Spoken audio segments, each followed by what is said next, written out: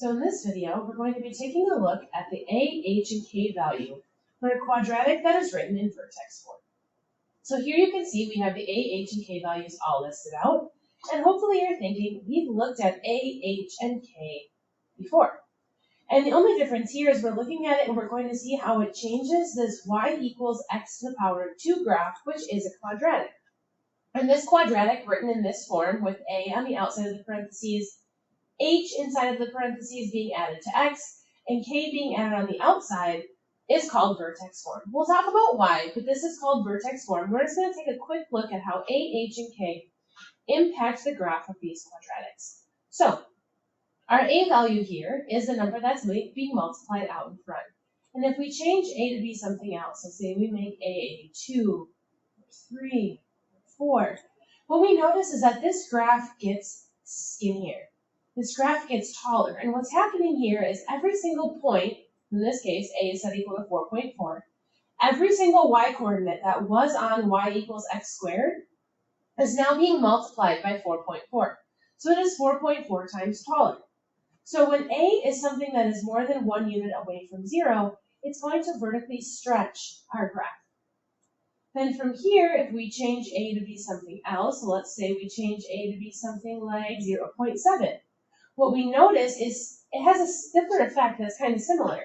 Here, we're taking every y coordinate and we're multiplying it by 0.7. Because 0.7 is smaller than 1, it's making this graph shorter or wider, and really what's happening is it's called a vertical shrink, because it is shrinking that graph down. And then we have, if A value is negative, it flips the graph over completely, and that is called a vertical flip. So here, we can summarize what we saw for A by writing down these three statements. First, if A is something that is more than 1 unit away from 0, it's going to be what's called a vertical stretch, and it's going to make the graph skinnier and taller. If A has a distance from 0 that's between 0 and 1, it's going to be a vertical shrink, and it's going to make the graph wider and shorter. And then if A is negative, it's going to be what's called a vertical flip, and it's going to flip that graph straight over the x-axis. So now let's take a look at K. So let's put A back to 1, and let's take a look down here at K. So now K is a different value. Remember, K is being added here on the outside.